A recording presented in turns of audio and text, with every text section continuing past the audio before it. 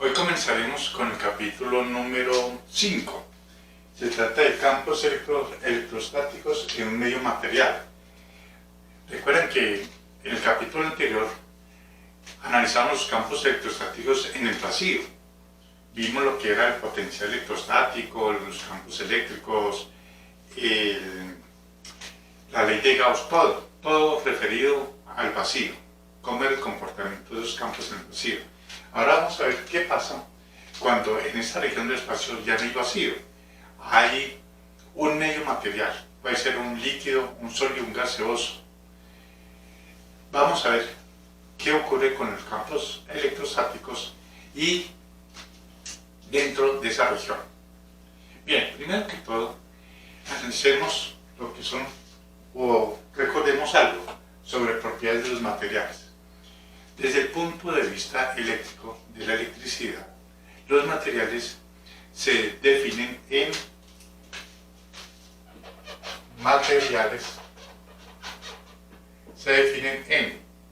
conductores.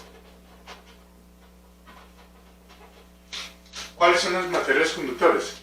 Generalmente cuando su conductividad eléctrica, sigma sub C, cuando sigma sub C es mucho mayor que 1, la conductividad eléctrica del material. A eso se le llaman buenos conductores o simplemente conductores. Los otros son los aislantes,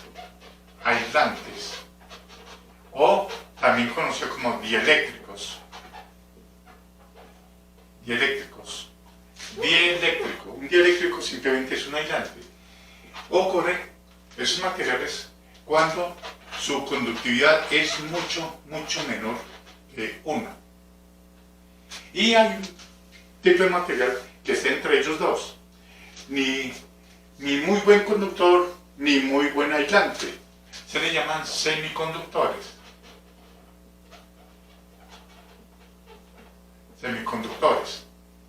Donde esos aislantes están entre muy buenos conductores y los no conductores o aislantes. Hay otro tipo de material que es generalmente ocurre en algunos materiales cuando la temperatura absoluta tiende prácticamente a 0. A esos materiales se llaman superconductores, donde la conductividad tiende a infinito. Pero eso ocurre generalmente en ciertos materiales y a temperaturas cercanas al 0 absoluto. Bien, vamos a ver, a definir lo que es la intensidad de la corriente de convección o simplemente corriente de convección. Corriente de convección. Primero que todo, corriente simplemente es el movimiento de carga a través de un medio cualquiera. Eso es la corriente. Pero la corriente de convección simplemente es el movimiento de carga a través de un medio como un fluido. Puede ser un líquido, un gas o un sólido. Y también puede ser en el vacío. En el vacío también puede ocurrir. O sea, cuando haya movimiento de cargas en el vacío, se está produciendo una corriente de convección. Básicamente es pequeñas masas cargadas que se están moviendo en esa región. Eso es una corriente de convección. ¿Cómo se define la intensidad de la corriente de convección? Pues simplemente, en general, la intensidad de la corriente, ya sea de convección o la corriente de conducción, que vamos a verlo más tarde, la intensidad de la corriente se define como la rapidez con que pasa la carga. Vamos a verlo más detenidamente, como debe ser. La intensidad de la corriente se define como la cantidad de carga límite cuando delta de superficie tiende a 0 de la cantidad de carga que atraviesa una superficie cualquiera. La cantidad de carga, una superficie, no, eso vamos a verlo después, en la unidad de tiempo. La cantidad de carga que atraviesa una sección transversal de un medio conductor en la unidad de tiempo. Esto si hacemos cuando delta de tiempo tiende a 0, delta t, eso se nos convierte en un diferencial de carga con respecto al tiempo. Esa es la intensidad de la corriente. Y las unidades son coulombs por segundo, nos da en amperios. Así se mide la intensidad de la corriente, ya sea la intensidad de la corriente de convección cuando circula por un medio material o en el vacío, un material como puede ser un aislante en un gas o en el vacío, corriente de convección, o cuando la carga se mueve a través de un medio conductor. Bien, entonces, una vez visto esto, hay una cantidad física que es muy importante en la corriente eléctrica, que se llama densidad de corriente. Densidad de corriente.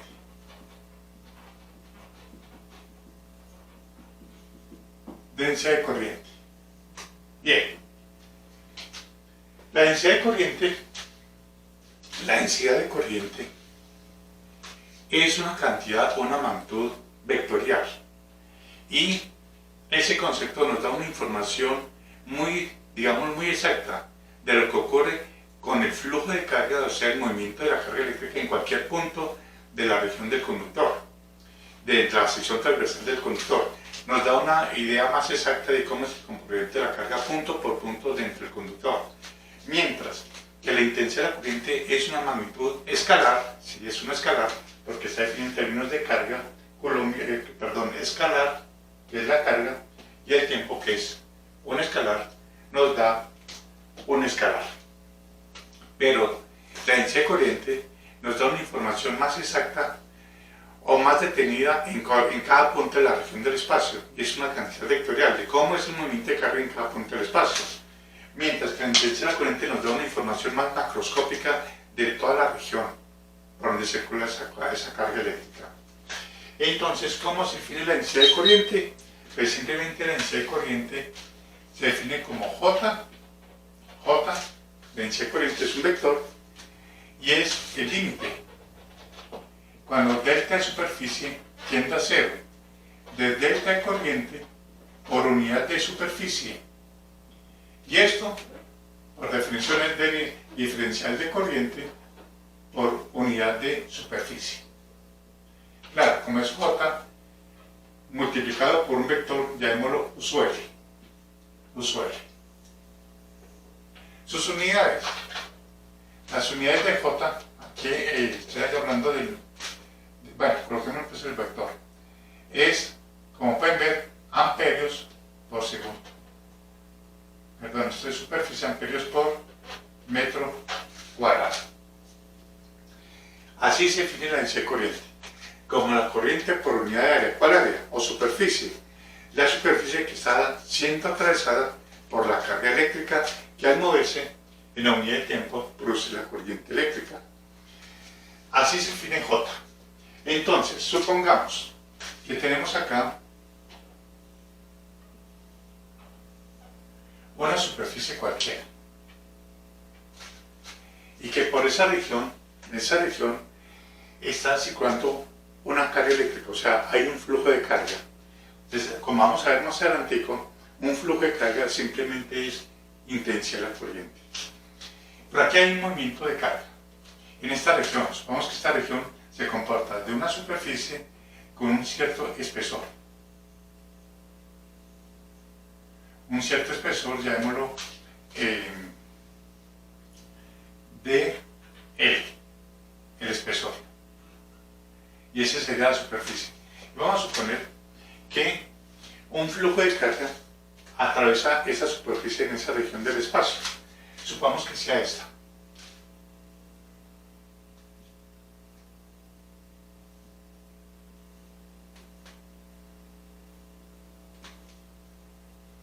Ese sería nuestro flujo de carga, y esa línea se le conoce como líneas de corriente. Líneas de corriente.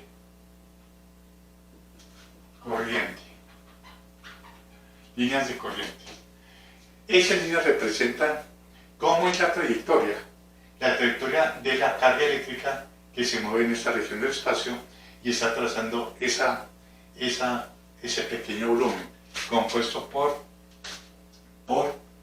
un... Entonces es una superficie, ese es un pequeño espesor, vamos a considerar acá un pequeño volumen. Bueno, aquí coloquémoslo mejor acá, un dl, y tenemos aquí un delta S.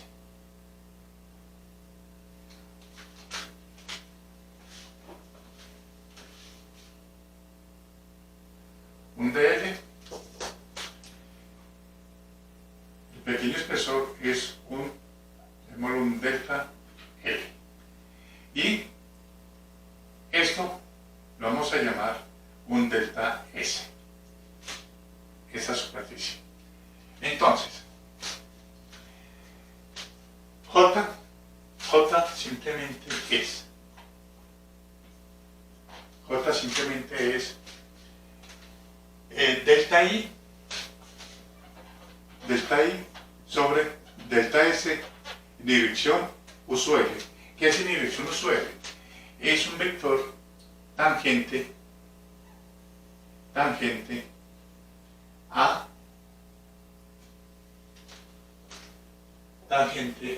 la línea de corriente. Si esta es una línea de corriente, para que lo entiendan mejor, hagan de cuenta como si estas fueran cuando vimos flujo eléctrico. La tangente a una línea de fuerza de un campo eléctrico, la tangente nos da la dirección del campo eléctrico. Aquí es más o menos, pero ya con movimiento de carga. La tangente a una línea de corriente que nos da cómo es el paso de la carga por una superficie cualquiera, esta de acá, o esta por cualquier línea de corriente. La tangente en ese punto de un diferencial de superficie nos da la dirección. Este sería un U sub L, el vector unitario, y por lo tanto, lo tenemos acá. Ese sería J, y este sería su vector unitario. Vamos a llamarlo U sub L, su vector unitario. Entonces, veamos que es una pequeña porción de carga que pasa por ese pequeño volumen del espacio. Una pequeña porción de carga, de corriente eléctrica que pasa por acá, simplemente es delta Q sobre delta T. Delta Q sobre delta T. Una pequeña porción de carga que pasa por esta región del espacio por unidad de tiempo. Entonces, pero delta Q es igual en términos de densidad volumétrica el ρ por delta D volumen, donde delta V es elemento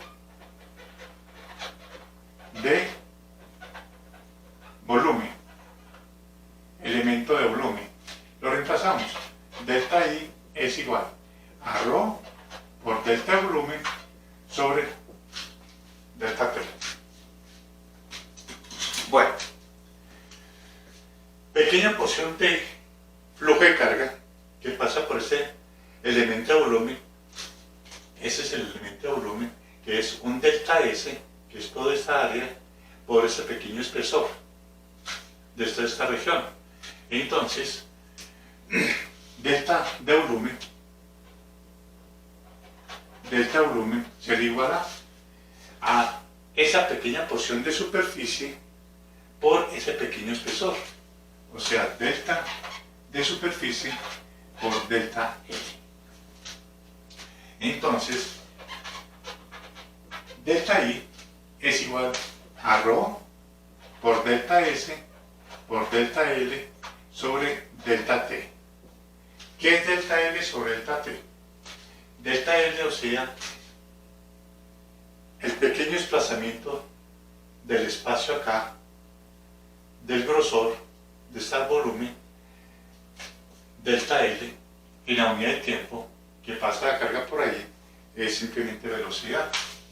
Entonces tenemos que velocidad es igual a delta L sobre delta T. Reemplazamos, nos quedaría ρ, donde ρ es la densidad volumétrica de carga, la que se está moviendo por ese pequeño volumen, es igual a ρ, que es delta S por velocidad. Pasemos delta S abajo, delta I sobre delta S es igual a ρ por velocidad. ¿Pero qué es delta I sobre delta S? Lo habíamos definido como J. Entonces tenemos que J es igual a, de una vez, si le sacamos el límite a eso,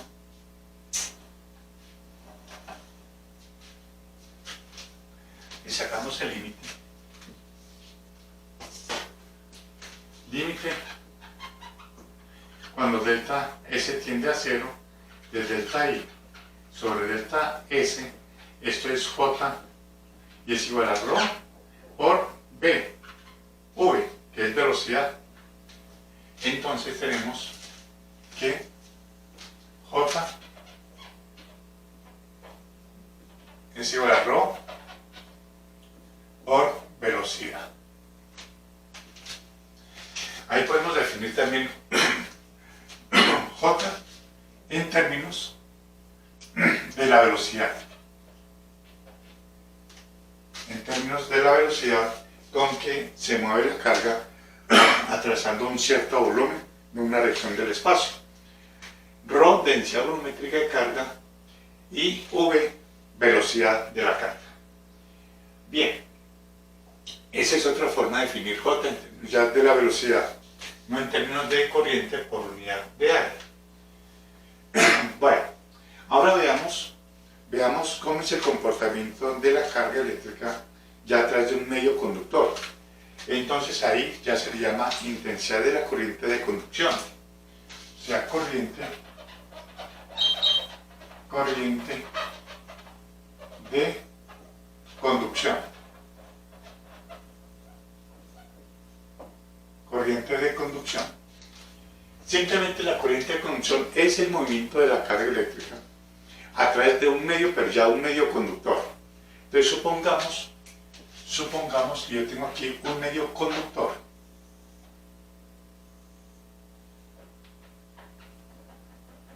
De longitud L, conductor, área de la sección transversal, digámoslo A o S, mayúscula, y por acá se está moviendo carga.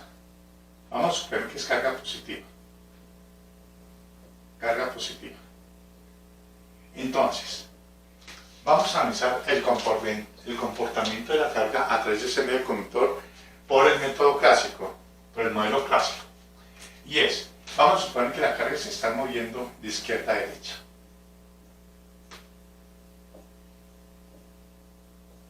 Si la carga se está moviendo, es porque algo le está ejerciendo una fuerza a esas cargas.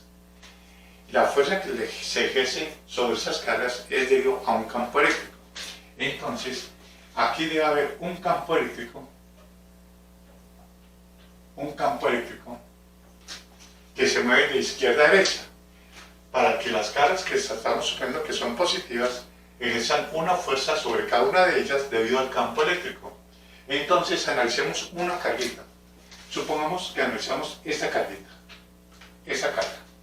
Sobre esa carga se ejerce una fuerza electrostática, ejercida por este campo eléctrico. Ahora, ¿quién produce ese campo eléctrico? Ese campo eléctrico lo produce una diferencia potencial entre estos dos puntos.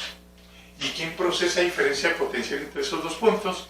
Pues lo produce una fuente de voltaje, que es el que hace el trabajo para desplazar esas cargas de un punto A hasta un punto B a través de un campo eléctrico.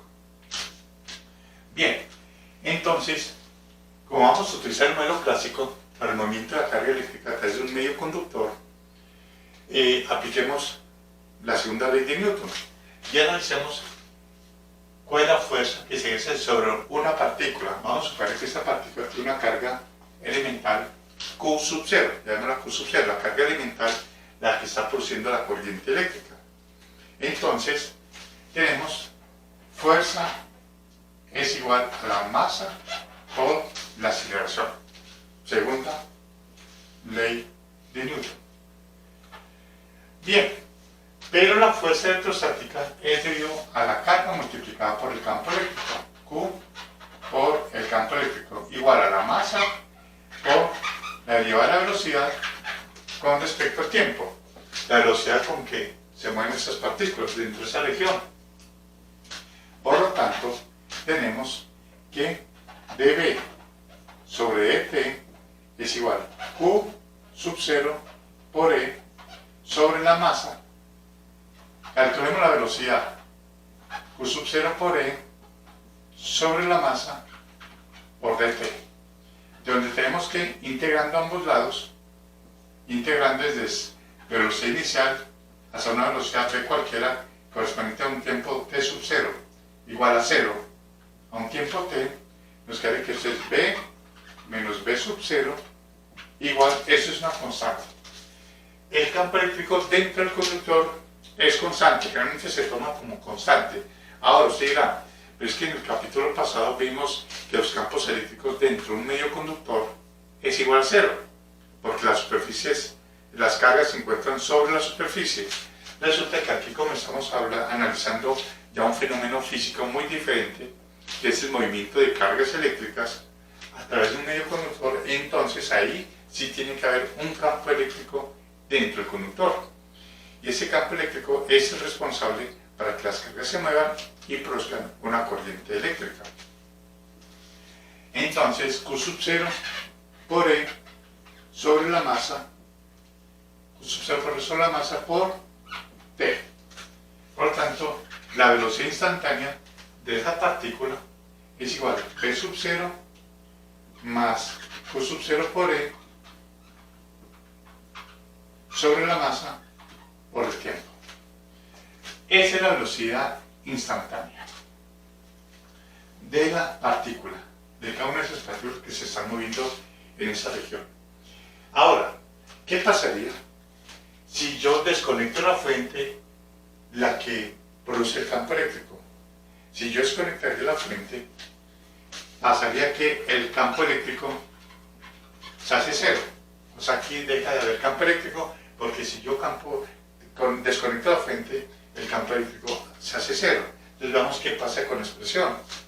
Si E es igual a 0, campo eléctrico, entonces la velocidad es igual a V sub 0. Eso nos está indicando esa ecuación que aunque exista un campo eléctrico 0, no haya campo eléctrico en esta región del espacio, la velocidad de esas partículas existe. V sub 0 existe. Se están moviendo ahí. ¿A qué se debe esa velocidad de esas partículas si no hay campo eléctrico que las haga mover? Resulta que esa velocidad es debido al calentamiento de ese conductor, al efecto térmico del conductor. Ustedes saben que si una partícula se calienta, la temperatura ejerce energía a esas partículas y les comunica energía cinética, haciéndolas mover.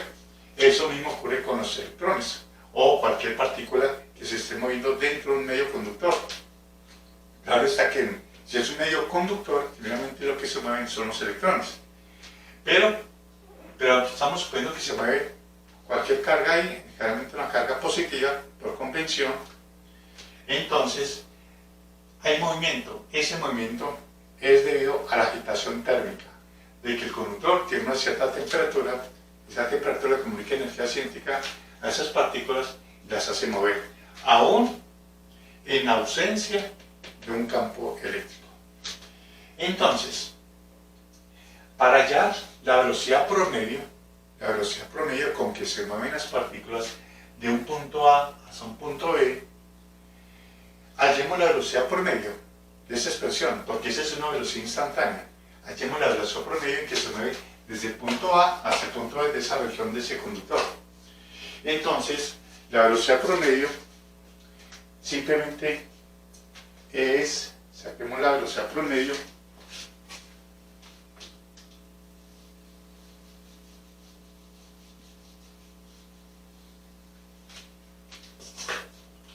Entonces sería velocidad promedio, llamémoslo acá velocidad media, ¿ven?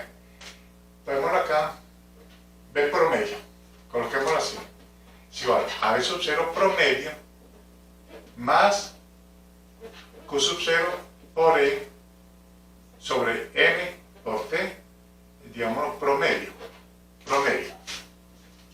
Vamos a sacar el promedio de esa velocidad. Es igual el promedio de esto más el promedio de esto. Bien. Veamos qué es la velocidad promedio, B sub 0. B sub 0, el promedio de esa velocidad.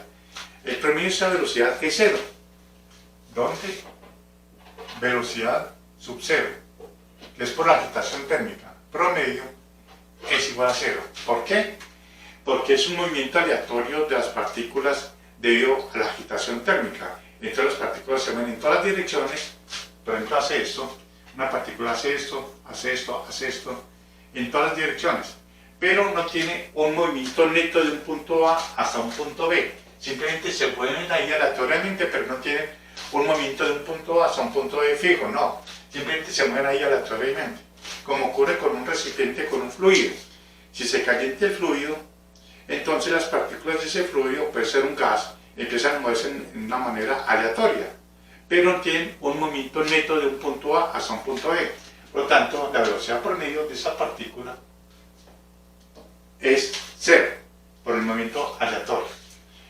Nos queda entonces velocidad promedio igual Q sub 0 por E sobre M por T.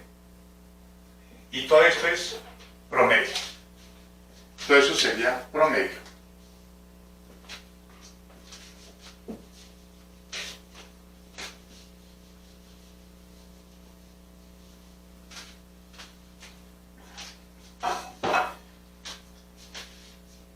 Si ustedes notan, esta velocidad promedio es directamente proporcional al tiempo. Q sub 0 es el valor de la partícula, de la carga de la partícula, es constante. El campo eléctrico dentro de un conductor realmente es constante. La masa de la partícula es constante, entonces depende del tiempo, nada más. Entonces esto es una constante multiplicada por el tiempo, o sea que esa velocidad promedio es una velocidad lineal. Según esa ecuación, cuando t tiene infinito, del movimiento de esas cargas, esa velocidad va a tener un valor muy grande. Hagamos esa gráfica. Supongamos que yo tengo la gráfica de velocidad promedio contra tiempo. Velocidad promedio contra tiempo. Observen, aumenta linealmente, entonces la velocidad va aumentando linealmente. Va aumentando. Pero ¿qué pasa? Si ese conductor se moviera las cargas y estuviera mucho tiempo moviéndose debido a un campo eléctrico ahí, según esto, cuando t tiene infinito, la velocidad de esas cargas tiene infinito, y eso es un absurdo. Ustedes saben que la velocidad tiene un límite, sobre todo de las partículas materiales, la velocidad límite es la velocidad de la luz. Entonces ellos no pueden alcanzar la velocidad de la luz. Entonces, ¿qué es lo que ocurre con esta ecuación? ¿Qué ocurre? Significa que, como no son solamente una partícula que se está moviendo, sino una gran cantidad de partículas que se mueven en esa pequeña región de ese volumen de ese conductor, entonces al moverse, entre ellas chocan. Entonces cuando chocan, la partícula pierde velocidad y luego comienza nuevamente a ganar velocidad debido al campo eléctrico que lo va acelerando, y vuelve a alcanzar velocidad. Llega un momento que choca contra otra partícula vecina y vuelve y se frena. Es como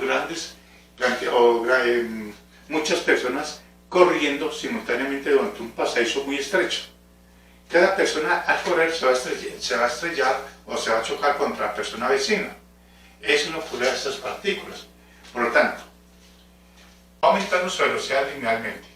Y llega un momento, digamos que es un tiempo t sub c, intervalo de colisión.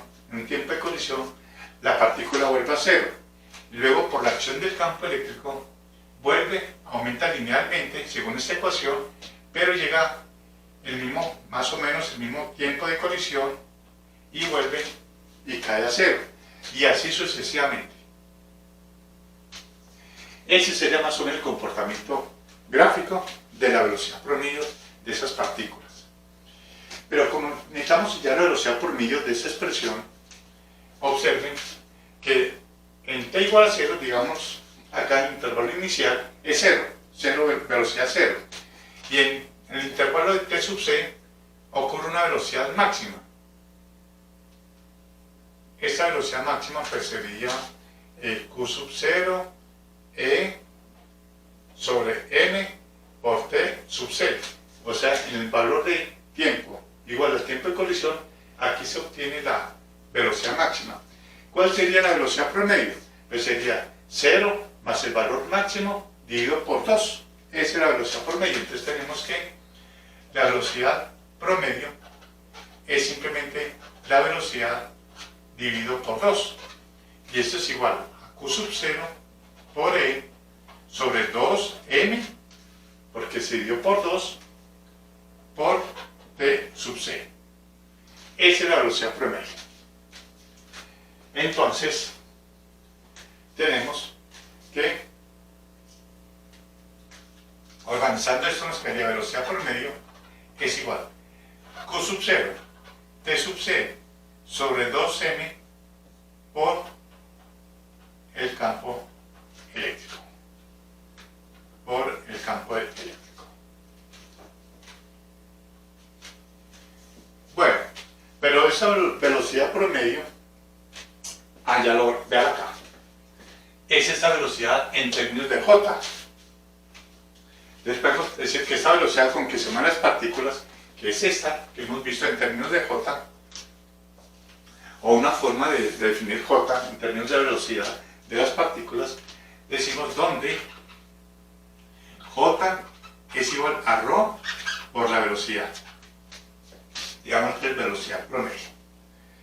Reemplazando acá nos quedaría ρ por velocidad,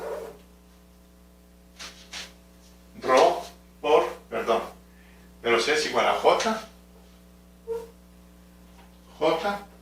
sobre ρ, donde ρ es la velocidad de arrastre, densidad volumétrica de carga, es igual a q sub 0,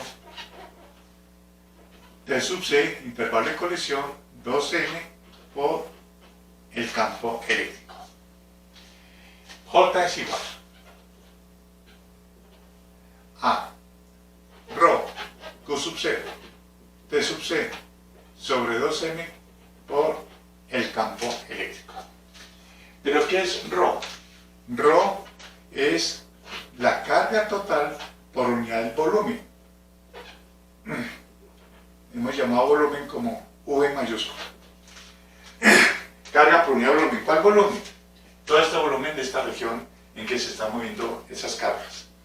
De longitud L por el área de la sección transversal. Ese es el volumen.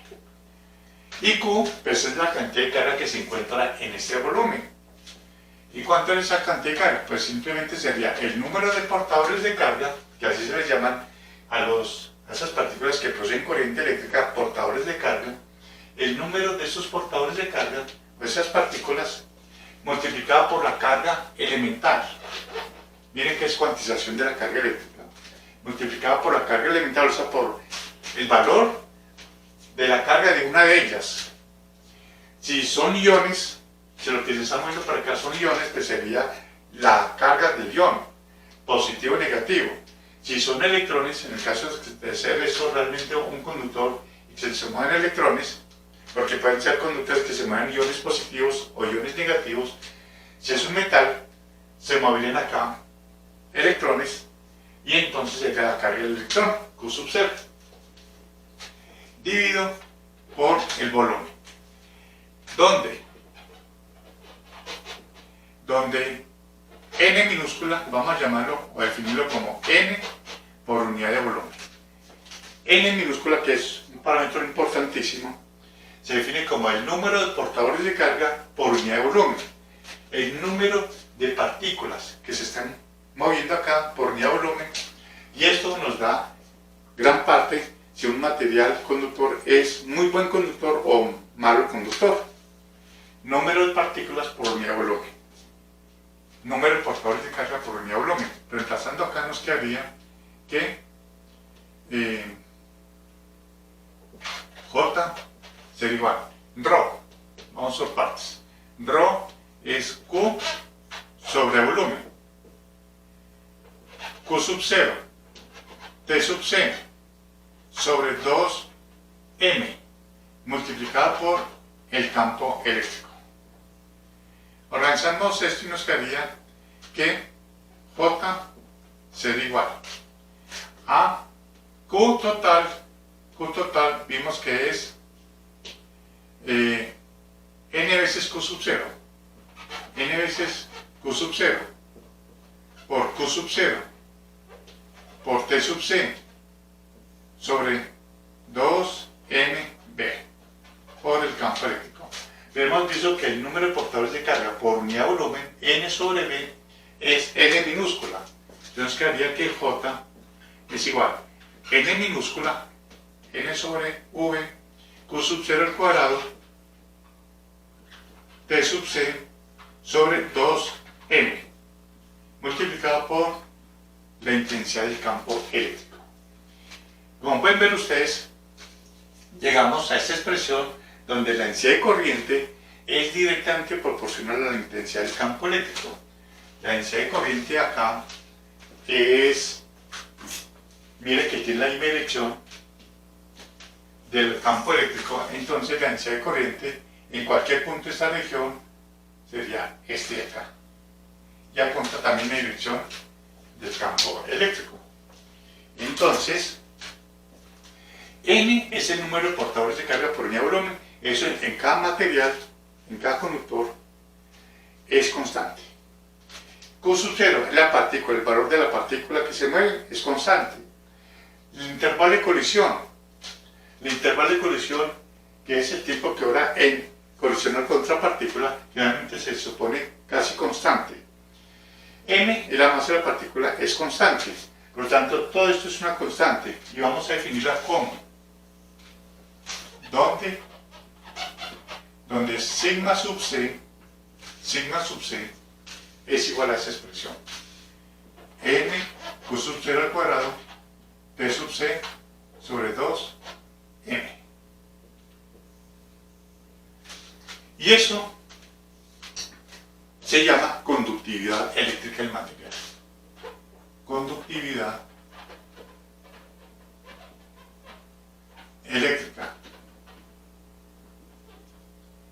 en este caso del conductor. Conductividad eléctrica del conductor, sigma sub c.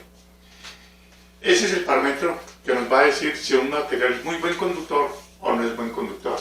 Sigma sub c, como pueden ver, es directamente proporcional al número de portadores de carga, es decir, que si un conductor tiene gran cantidad de partículas que se puedan mover libremente por el conductor, la conductividad del conductor es mayor. Bien, entonces, teniendo en cuenta ya esto, J será igual a sigma sub c por el campo eléctrico, y aquí encontramos una expresión muy importante que nos dice que la densidad de corriente es directamente proporcional a la intensidad del campo eléctrico. Y eso se conoce como la ley de Ohm. Ley de Ohm. La ley de Ohm, de una manera, claro, está microscópica, ¿no? Porque J, como les dije al comienzo, nos da la información de cómo se mueven esas partículas en cada punto de esa región del espacio. Ley de Ohm. Bien. Miren bien, J es directamente proporcional a la intensidad de corriente, o sea, que si se hace una gráfica de J en función de la intensidad del campo eléctrico nos da una línea recta y la pendiente de esa línea recta sería la conductividad dada por esto. ¿Qué valores o cuál es la unidad de la conductividad? Más adelante vamos a ver cómo resulta la unidad de la conductividad eléctrica. Bien. Teniendo en cuenta ya esta expresión, ya para un conductor generalmente metálico, en el cual se cumpla esta ecuación, que sea directamente proporcional, entonces, digamos, J Vamos allá, como J tiene la misma dirección del campo eléctrico, J tiene la misma dirección de la intensidad del campo eléctrico, entonces traemos acá en su módulo, en los módulos de ese vector. Trabajando en módulos o en las magnitudes de ese vector, ya que tiene la misma dirección para el conductor, tenemos que J es igual a I por unidad de área o de superficie, ya lo borré acá. Recuerden la definición de J, corriente por unidad de área o de superficie, la superficie que está siendo atravesada por la carga eléctrica, y por unidad de superficie o por unidad de área, vamos a llamarlo aquí área, área de la sección transversal, esta área de acá sería el área o superficie, como quieran llamarlo, área o superficie. Intensidad de corriente por unidad de área es J, repito, estoy hallando aquí ya las magnitudes porque los dos vectores coinciden dentro de un conductor, tienen la misma dirección. Entonces, sigma sub c por L, ¿cuánto es la intensidad del campo eléctrico en cualquier punto de este conductor?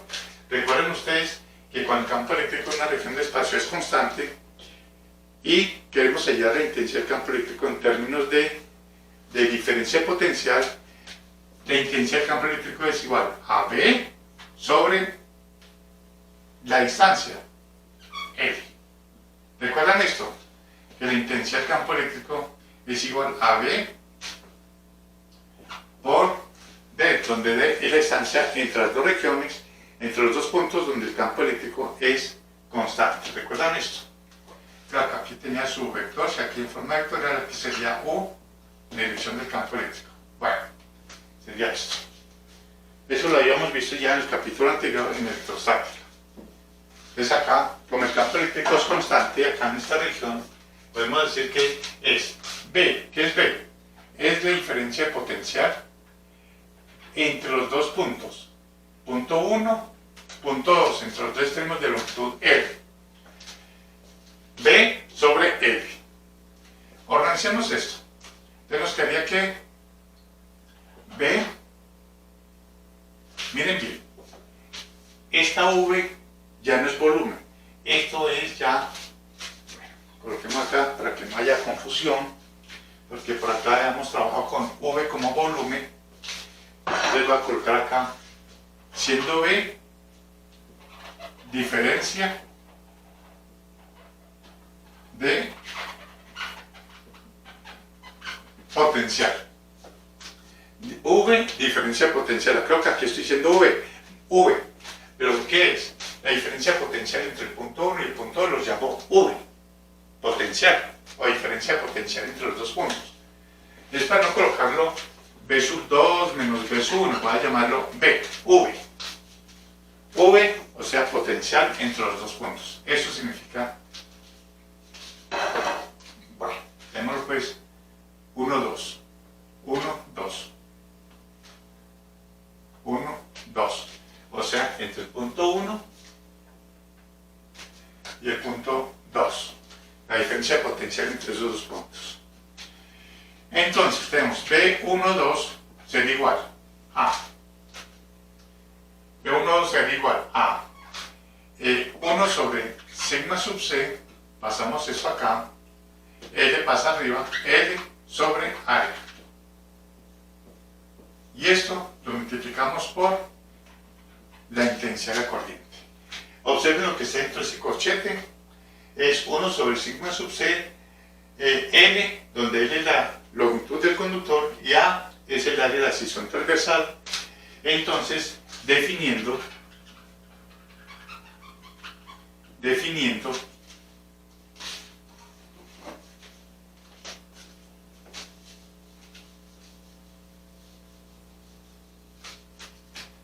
lo que está dentro de ese corchete,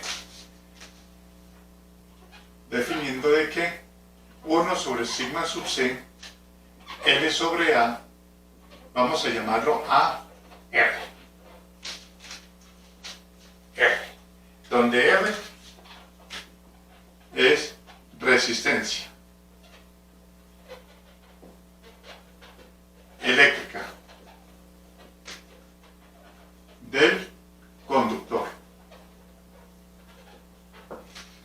resistencia eléctrica del conductor.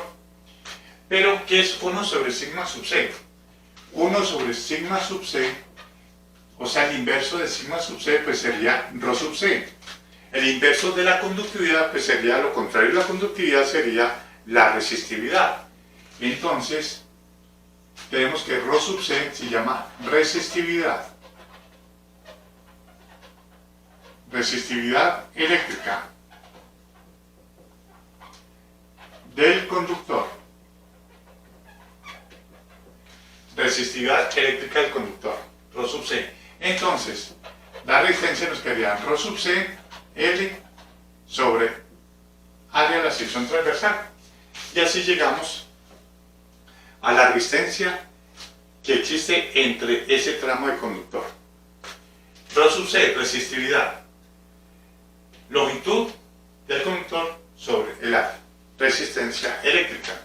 Entonces, con base a esto, llegamos de que B12 es igual a R por I, o I por R, como se conoce.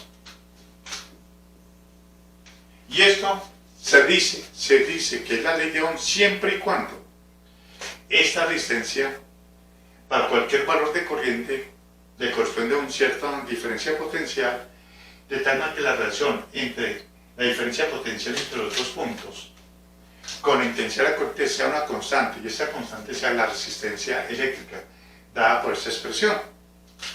Decimos en ese momento que ese material conductor es óhmico, o sea, cumple con la ley de Ohm, solamente en ese sentido. Pero esta ecuación, así como está, no siempre es la ley de Ohm, solamente es la ley de Ohm, repito, si el coeficiente es constante, o sea, la resistencia es constante. En otras palabras, si hiciéramos una gráfica de potencial, diferencia potencial contra corriente, nos daría una línea recta, la pendiente sería la resistencia y sería constante. O si hiciéramos una gráfica de I contra B, la pendiente sería 1 sobre la resistencia, que es la conductancia, también sería una línea recta, cumple con la ley de Ohm. Pero si yo quiero calcular la resistencia en cualquier punto de un medio cualquiera, por ejemplo un tubo al vacío o cualquier región que haya un fluido por ahí, al meterle corriente con una diferencia potencial, voy a hallar la resistencia eléctrica en ese punto para un valor de corriente y para un valor de diferencia potencial. Si yo aumento la corriente, su diferencia potencial puede aumentar o puede disminuir. Significa que la variación no sería lineal, pero sí puedo calcular con esa expresión la resistencia en cualquier punto, diciendo B12 sobre corriente. Ya que sea que esa resistencia en cada par de datos no tenga el mismo valor constante, es otra cosa, no cumpliría con la ley de Ohm, o sea, ese material no sería óhmico. Pero sí puedo calcular la resistencia para un voltaje determinado y una corriente determinada en ese medio material. Y hallaría la resistencia. Que si yo aumento el voltaje, puede ocurrir que la corriente no me aumente linealmente. Antes puede ocurrir que disminuya, pero puedo hallar la resistencia. Pero eso significa que esto ya no sería un material óhmico. Entonces, repito, esto se conoce como la ley de Ohm porque realmente estamos trabajando con circuitos en los cuales los medios por donde pasa la carga eléctrica son conductores metálicos, son alambres. Y al ser conductores metálicos, sí se cumple con la ley de Ohm. O sea, B igual a I por R, ley de Ohm. Porque realmente uno trabaja con conductores metálicos cuando hablamos de circuitos eléctricos.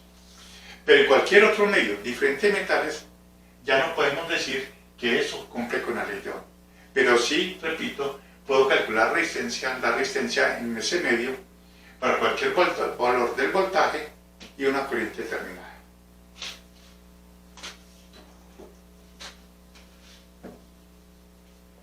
Bien. Puede ocurrir de que esta resistencia de este conductor no tenga un área de sección transversal uniforme. Es decir, que esto puede ocurrir que el área esté por acá de estas dimensiones y cuando vaya al otro punto el área de la sección transversal esté cambiando. Entonces tendríamos un material conductor en el cual su sección transversal no sería uniforme. En esos casos, ¿cómo se hallaría la resistencia? Pues simplemente en su forma más general,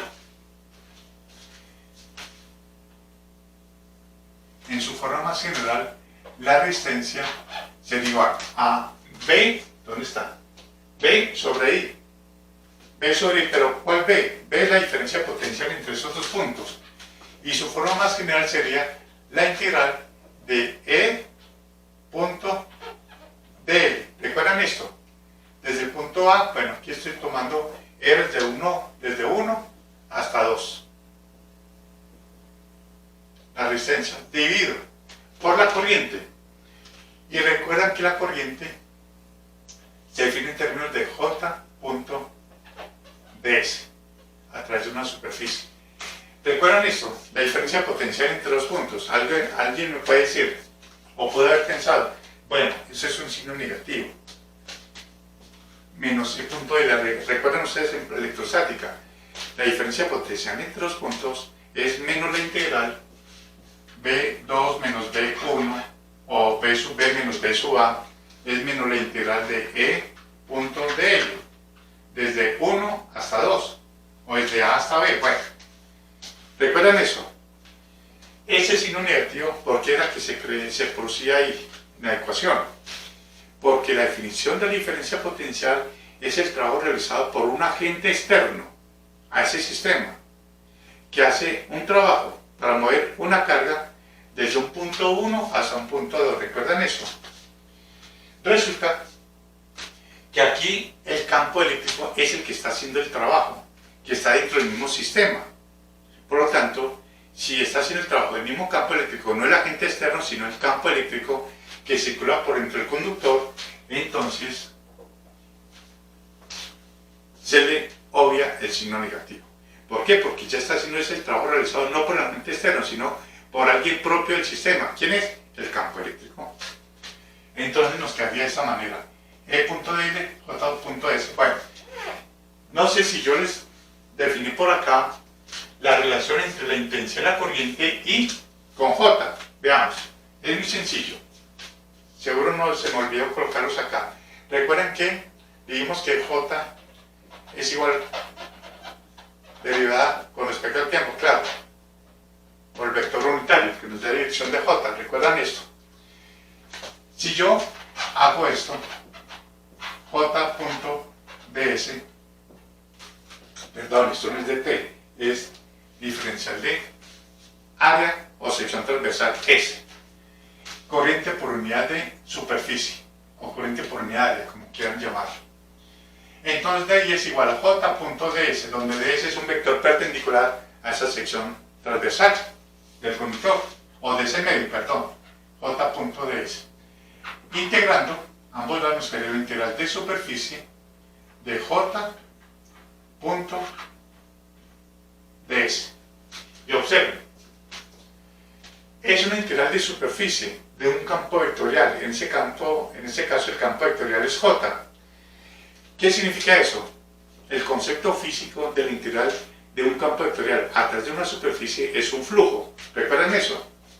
Por lo tanto, por eso se le llama la intensidad de corriente como flujo de carga, porque resulta de esa expresión que es un flujo de líneas de corriente que atravesan una superficie, integral de superficie. Todo esto es un flujo, por eso se llama flujo de carga, porque son las cargas que están atravesando la superficie. Creo que no les había colocado esa definición de la intensidad de corriente en términos de J, pero resulta de esa parte de acá. De la definición de J, que sí la hicimos, y hallar diferencial de I, J.ds, producto punto. Miren que el producto punto nos da que la intensidad de corriente es un escalar. Y llegamos a esa expresión. Entonces, por eso es que coloqué yo esa expresión de intensidad de la corriente. La intensidad de la corriente es J.ds.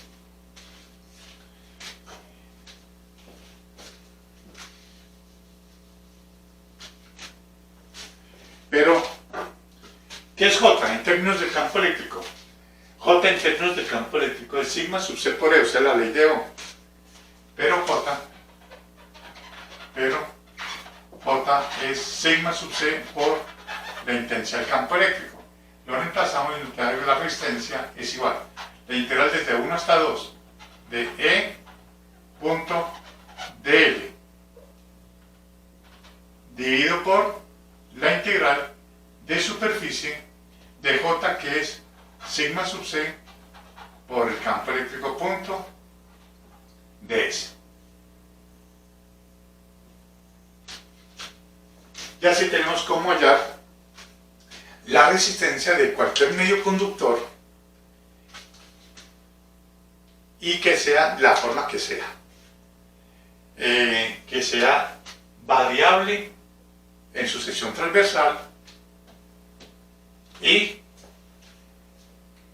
cualquier sea la forma de esa resistencia eléctrica o de ese conductor, se aplica esa expresión que es más general. Es más general esta.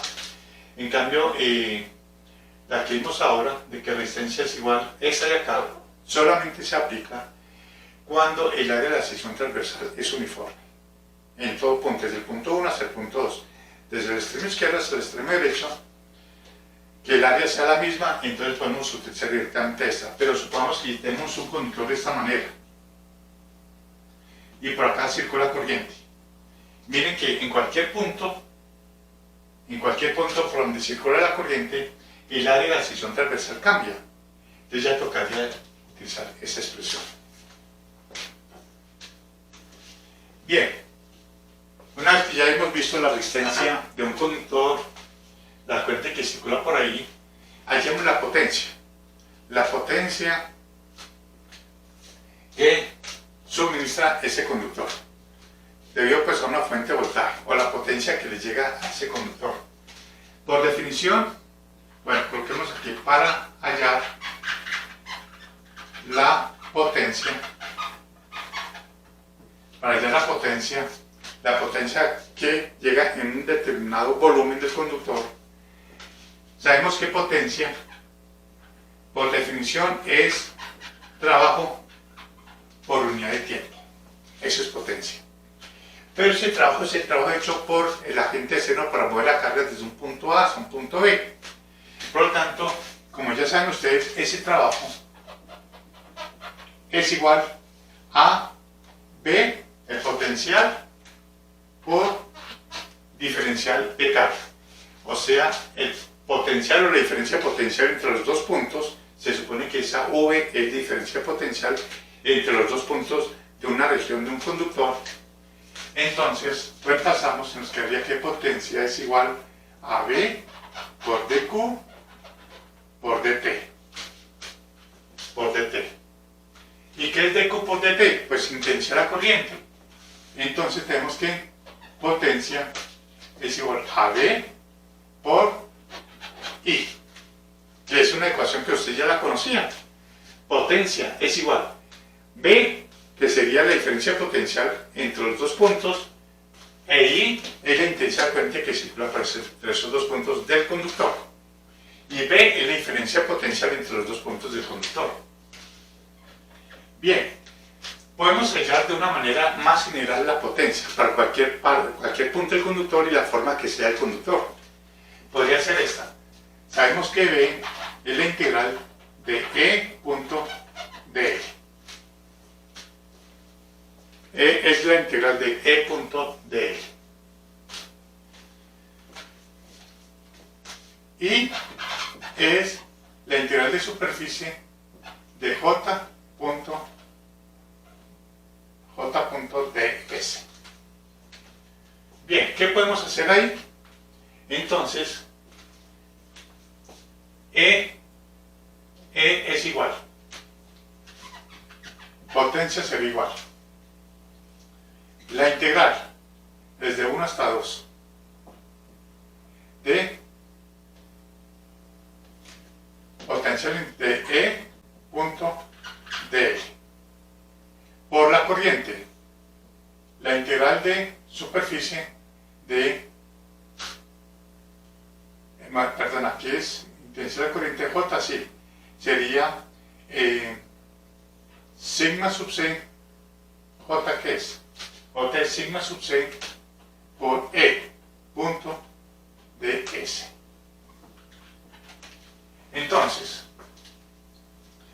podemos hacer ahí? Supongamos que comenzamos un conductor de esta manera, de sección transversal, entonces tenemos que esto sería E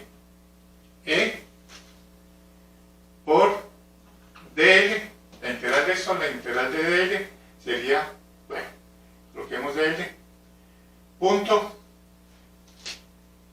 E punto dl, la integral de esto, bueno, coloquemos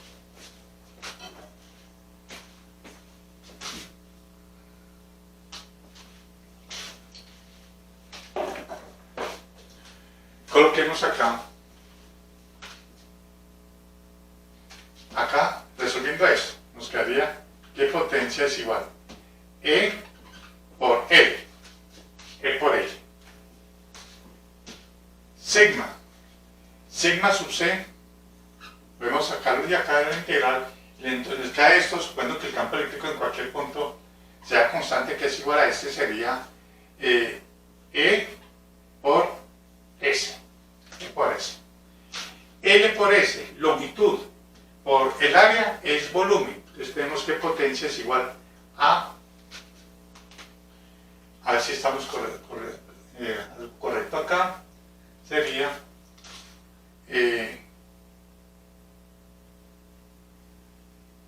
perdón, aquí podemos llevarlo como J, mejor. O si quiere podemos llevarlo en términos de campo eléctrico, ya que I es J.S. Bueno, si necesita llevarlo a campo eléctrico, sería entonces, si necesita llevarlo a campo eléctrico, dejémoslo con J, sería E.dl por J.ds, o sea, J por S, resolviendo la integral. Eso nos quedaría L por S, nos quedaría E por J por volumen. Tenemos ese volumen con paticas, indicando que no es potencial sino volumen. Pues colocamos hacia acá. Volumen.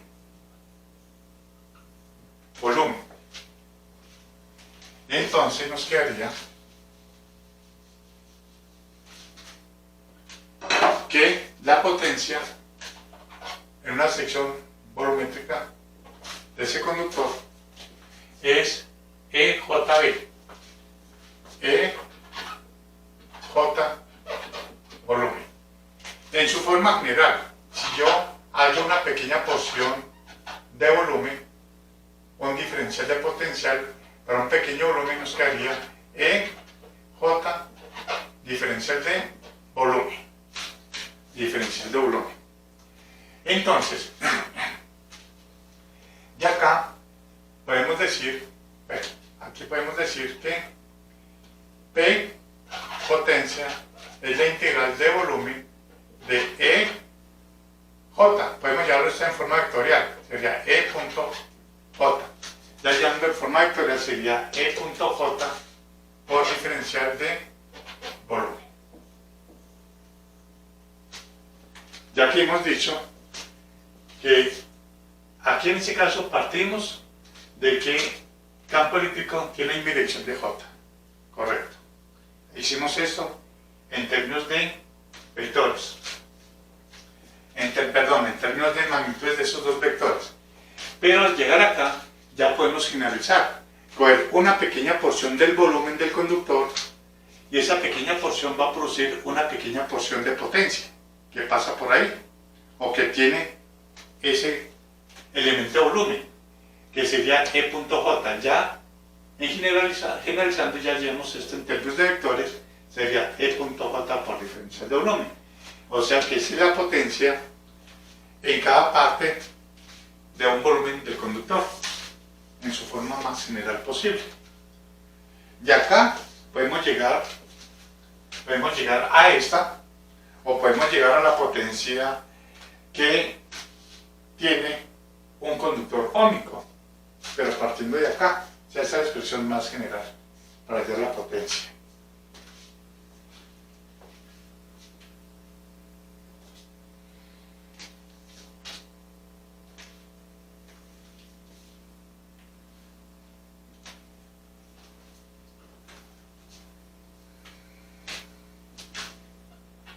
aquí me faltó J, ¿no?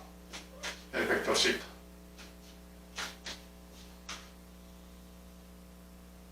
J.S, que es la intensidad de la corriente, V, que es potencial, diferencia potencial entre los puntos 1 y 2, E.dl, miren acá, E.dl, resolviendo este producto punto sería E por L por el coseno de 0, porque estamos suponiendo un conductor lineal, digámoslo así. Por, ya que eso es por I es J.ds, también J es perpendicular al área de la sección transversal, nos da coseno de 0, nos da 1, digamos JS. Nos quedaría L por S, longitud por el área, es volumen. J, el producto, estamos hablando ya, aquí son magnitudes, al resolver esto son magnitudes. Donde este volumen con paticas, V con paticas, es volumen. Llegamos acá, y ya generalizando, eso es para una porción ya grande, ¿no? Ya para una porción pequeña, para un diferencial de volumen, se va a obtener un diferencial de potencia. Y tenemos una expresión ya más general. Y al colocar la expresión más general, ya podemos colocar ya en su forma vectorial la intensidad del campo eléctrico y J. Bien, eso es todo lo que podemos hablar acerca de cargas eléctricas que se mueven a través de un medio conductor.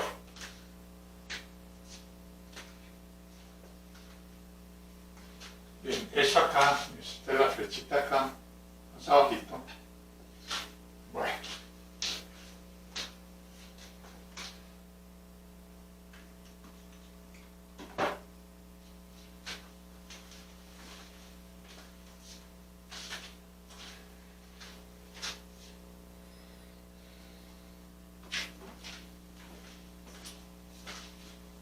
Aquí está el campo eléctrico.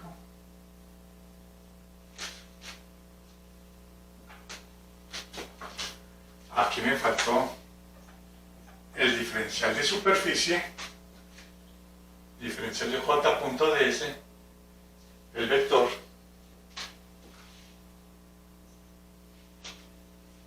Bien. Bueno, me faltó algo. Recuerden las unidades, casi se me olvida. Recuerden, ¿cómo son las unidades de la conductividad?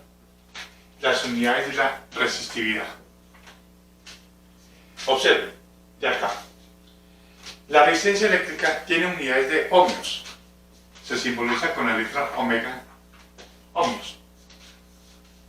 Significa ohmios. O-H-M. En honor a, creo que se llamaba Henry Ohm.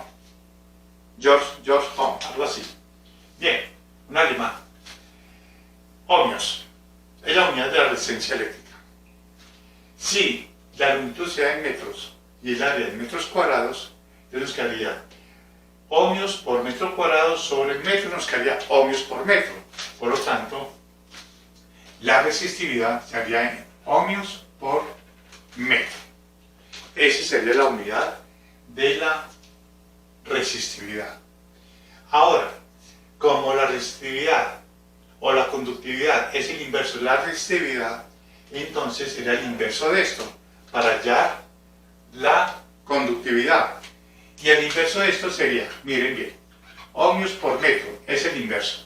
Eso sería sigma sub c, ohmios sobre metro. 1 sobre ohmios, el inverso de ohm. El inverso de ohm es MHO. MHO es el inverso de ohm. 1 sobre omega es ohm. El inverso de ohm es MHO. Sobre metro. O sea que esa es una de las unidades de la conductividad. Mho sobre metro. Resulta de acá. Del inverso de esto. Ahora, como es el inverso de ohm, si ohm es así, entonces el inverso es de esta manera.